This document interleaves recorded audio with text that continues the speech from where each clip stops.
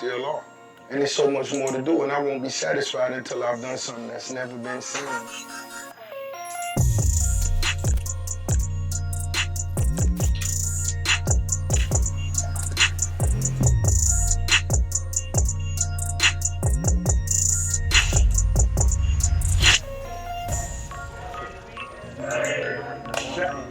Check.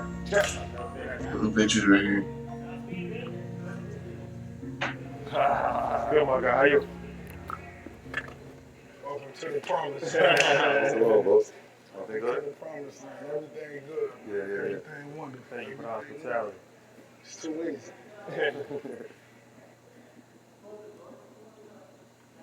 What's up, brothers?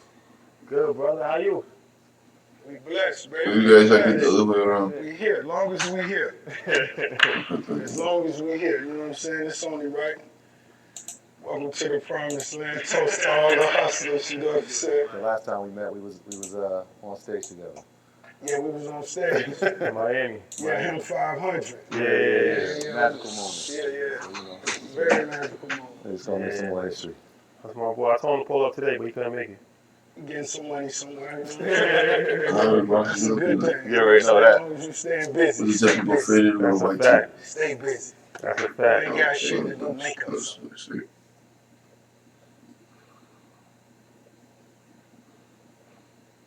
That's a boy. I got here, I thought of the Palace of Versailles.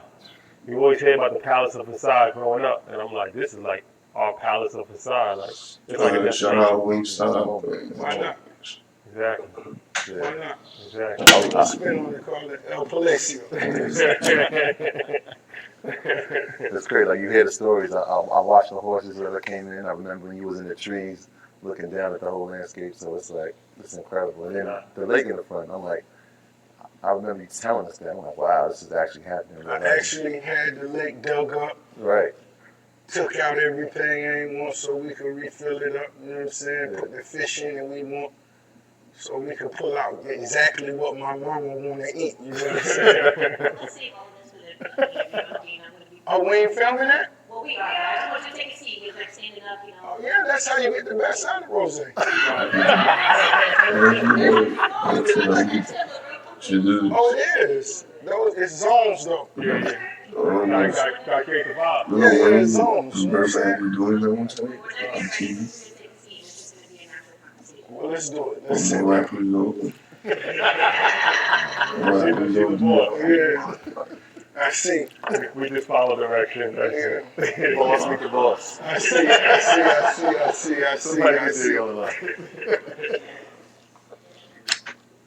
All right. First and foremost, the biggest boss, Rick Ross, Rose. Thank you for inviting us, for having us at the Promised Land. This is an extremely inspiring moment for us. Just pulling up, you know, coming from New York, we come from a very close environment. Like, you know what I mean? So you don't really get a chance to think. But this looked like Central Park. Like when I was driving, I seen the horses, I seen the lake. I'm like, this is really dope for us to see, you know. So thank you for having us, man. It's very inspiring. Thank you.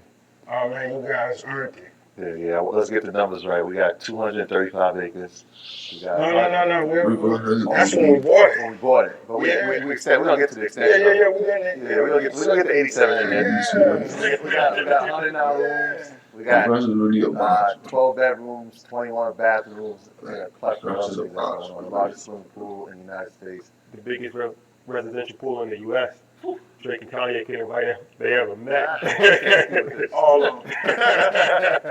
But let's get into the Rose. So, you know, our slogan, assets over liability, that's what we live by. So, what is an asset? What is a liability to you? Like, how do you define an asset? How do you define a liability? I'm going to be honest. You know, I think depending on the role you play and who you are, what's a liability for one brother could be an asset for another. You understand? Let's say me owning a private jet, 15 passenger. You know, let's say if it was $5.5 million. For one individual, that could be a liability. In the position I'm in, it could be an asset. And not just based on the money I get on my salary, but the individuals that surround me that I know would also lease this jet when I'm not using it. You know what I mean? So it's money we can get. We could take care of the maintenance, the pilot, the steward, everybody based on letting, another dude or two make a move once or twice a month. That's very fitting because the way you buy the property was somebody's liability, right? It foreclosed, taking Most definitely. owned it, and then you came in and purchased it. But a lot of people don't understand the liabilities that come with having a state of this magnitude. So what are some things and some costs that people may not be aware of that touch the Just simply the air conditioning. You know what I'm saying? Let's talk about that. Your light bill, homie, your AC bill here. You can't fake that. That's not going to You be know how the happening. youngsters say cap. The cap. Yeah, I mean, but You can't cap that. This shit is real. so where we from, like the AC bill might be $500, but we're talking about something like this. So what would I know there was some reports that it takes $1 million just to maintain this on a yearly basis. What are some of like those costs look like? Man, I'm gonna be totally honest. Rose don't even get to see the cost. The way my team's set up, and that's really between my mother and my sister. The way that get handled. When we begin the year, it's simple as my sister may let me know, your residency or what you're doing with this individual covers the expenses for living for the entire year. Everything else right there is that's cushion. I call that confetti. That's like being in Club Live at 3 a.m. Poof. It's just falling. And I love to look up and let the dollars hit me in the face.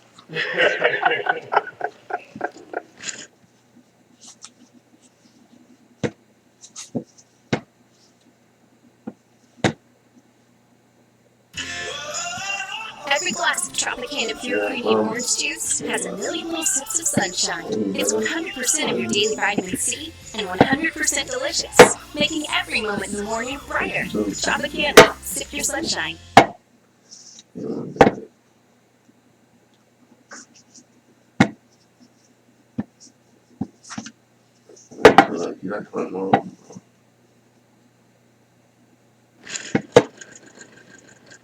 know what I'm saying? So, but it's easy. You know what I'm saying? When I first moved into this spot and we first got it up and running, that's before I fully moved in.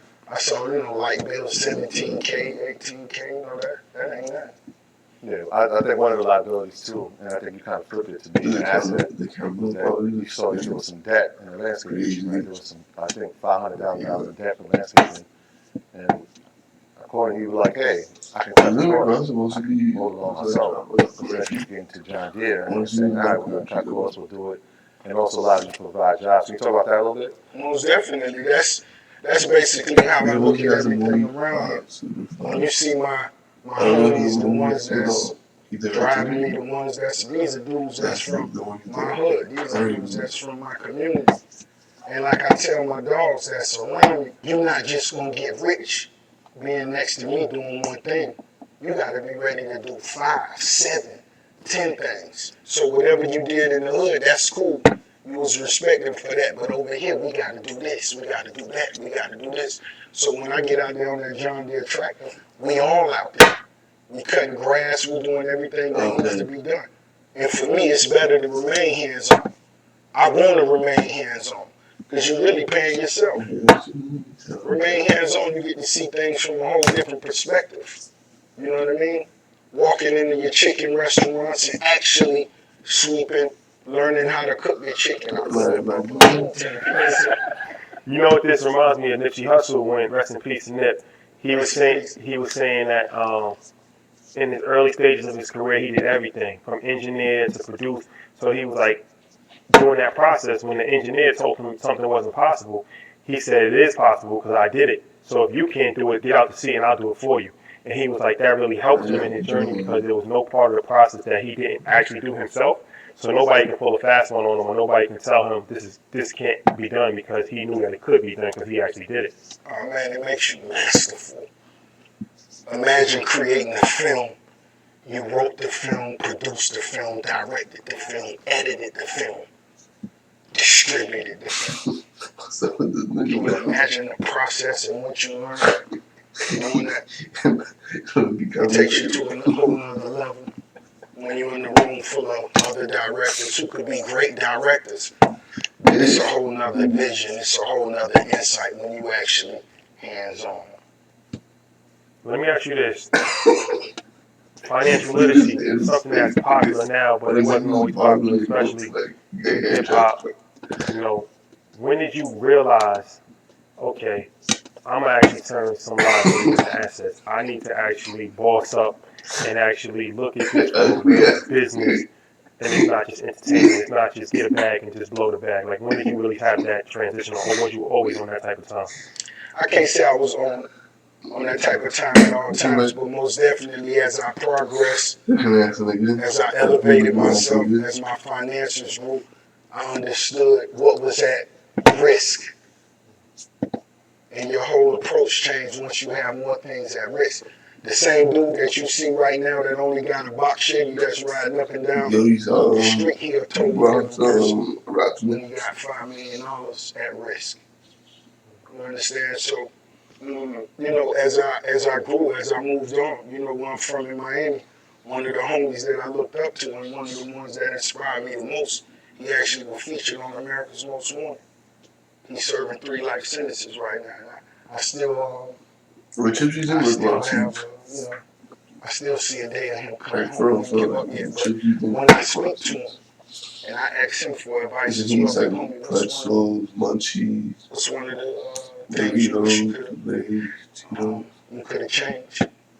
And this is a dude that's been accused for over 8 homicides. And one of the things he told me is, Rose, I wish I would have learned to give a pass. What juice do you think he drinks? That's something I never knew how to do. Orange juice. Was give a square pass, give a marker pass. If you did anything out of line, it wasn't no pass. So you understand? When he was 26, being featured on America's Most Wanted, that's one thing. But now when you're older, you realize my life was at risk.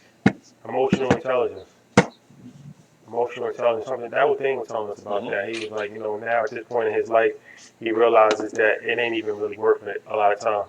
And I feel like that way of thinking not only can save your life from being dead or in jail, but financially as well. It's Most like definitely. you in that moment and you realize this may make me feel good in the moment, but if I put this money into real estate, if I put this money into stocks, I'm going to feel good forever. It's not even a comparison. If it's something that I admire, if it's something I want, if I wake up and say, yo, I want to call Jacob and get that $3 million watch, we get it. We're in that position now. But when I'm grinding and I'm climbing up the mountain, and it's either we could go to Vegas and spend $500,000 this weekend, or we get a piece of real estate. It ain't even nothing to consider. Yeah, I I'm feel gonna like get the real estate. that was your mindset early, because I mean, in your book, Perfect Day to Boss Up, you mentioned that. You talk about how I didn't spend my advance, I didn't spend $1 from touring until I saw Port of Miami hit the charts the way it did. Right. After that moment, did the mindset change? Like, all right, let's spend a little bit of bread. What happened then? Well, I said to myself, this shit real. Let's do some investments. We're gonna most definitely enjoy it. Let's go get that Lamborghini you always wanted. Squeeze your fat ass in that car, boy. You know what I'm saying? Squeeze your fat ass in that car, boy. You feel me? But most definitely, it was still, let's take it to that next level. Because we've seen this. Honestly, am I impressed? There's very few things that's going to impress me because we've seen this. And if it's something we've seen, I mean, I can applaud you. That may be the most I could do because we've seen this. So, you know, the goal is let's do something we've never seen. That's what's burning the fire within me. You know what I'm saying? And we got some goats that's ahead of us that still can inspire us. But if it's something I've seen, all right, it's cool. Also, speaking of something that you've seen, my mom always used to tell me, she said, a smart man learns from his mistakes, a wise man learns from the mistakes of others. So it's like we also have seen a lot of entertainers, athletes go broke. Without a doubt. Was that something that was like scary to you? Of course. Every time I come through the gates, I say, damn, the homie that, you know, owned this previously before me, he made $50 million a night. 550 million plus came through his hands. What's gonna separate me from the mistakes homie made? And I began going down my mental list. Well, this is what I'm gonna do different. Yeah, your man cave has to step up. You gotta step your man cave up at this. Yeah, that is a fact. My man cave ain't like that. Who knew Ross had every Marvel and DC character ever created? Don't let that go, yeah. Who's your favorite character? Batman. Real nigga, man. If Bruce Wayne be on this shit, that car was something else. That Batmobile, boy. Voltron? That's gang. Wow. That's You gang don't war shit. got Voltron. What the fuck are you doing? Voltron. Oh, Voltron man. was every young nigga dream, I had to boy. watch that. Yeah. So during Corona, obviously, your number one asset was touring, and that got paused. And I feel like you had an epiphany moment when you started actually walking around the property and looking at things you could turn into assets. What was that process like? Because I know you talk about the baseball field that you say, you know what, I could turn this into an amphitheater and have comedians and people Oh, touring. yeah, the baseball What was field?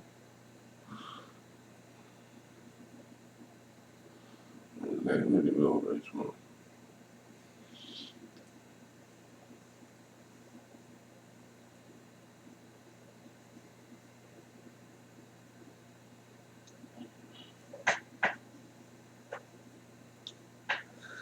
Come on. Come on. No pair slippers. that process like for you? Well, really, it was just, once again, having more time to spend on the promised land than I have ever, maybe. You know what I mean? So I'm walking around, I'm getting up, getting on social media. I had to ask my homie, show me how to use my story. He showed me this how you do it. You hold it down and then you can spin it around. Okay, cool. I just began walking around barefoot, so on and so forth, just talking a little shit, but at the same time, it's time to capitalize on the moment. This will separate the real boys and men. It's a lot of dudes I saw live a certain lifestyle that came to a cease. As soon as that motherfucking fungus hit. Fungus still among us. Still among us. You feel me? A lot of motherfuckers' lifestyle cease. It wasn't like that for Rose. Yeah. So while you were walking, because I know you purchased 87 acres of land that's adjacent to this property. Right.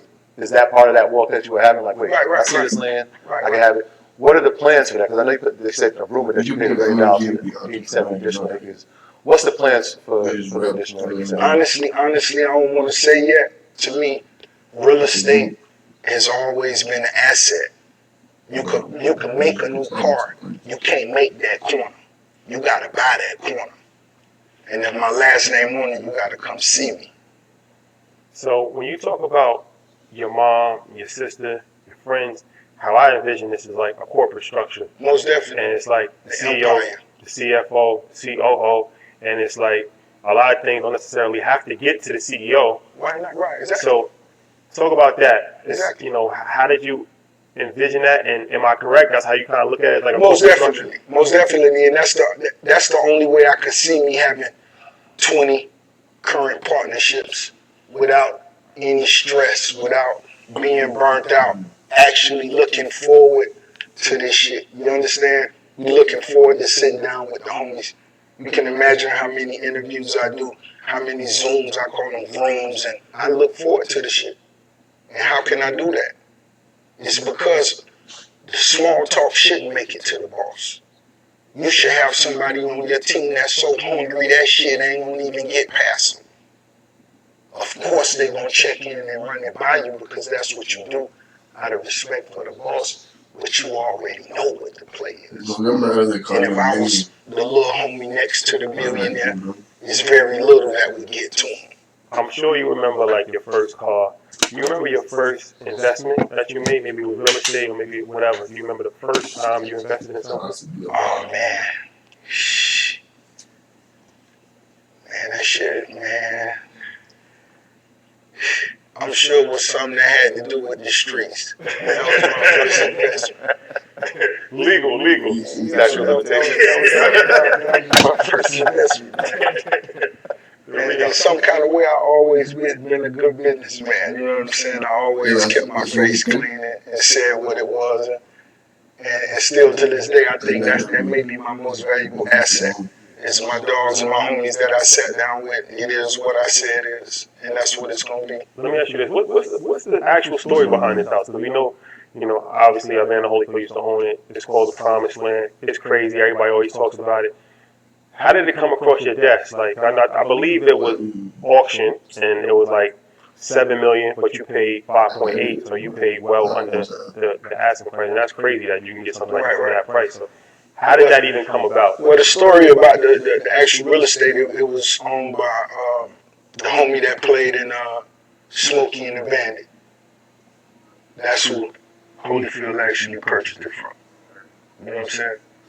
And he spent $25 million, Renovating and everything. right, building the entire crib. And so, like I said, homes was something I was always fascinated about. So when me and my homies started coming up Atlanta, we used to ride by here all the time. Stop, pull over, smoke one, and just, God damn. You know what I'm saying?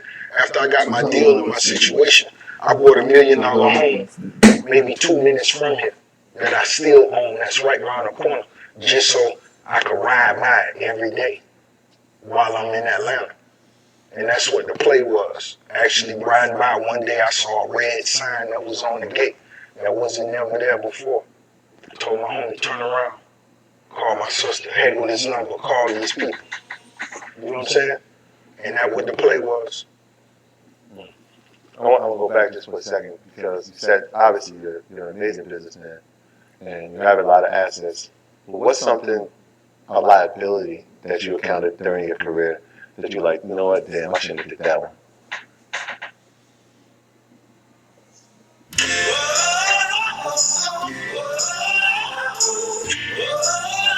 Every glass of Tropicana Pure Premium Orange Juice has a million little sips of sunshine. Man, I had 2 yachts at once. Yeah, 100-footer and an 80-footer. Just cause. Just cause. When you go on a run like I was on, it was just cause. And the experience of owning a yacht, before you've ever really kicked it with somebody who owns it, is you don't realize how. I'll be right back.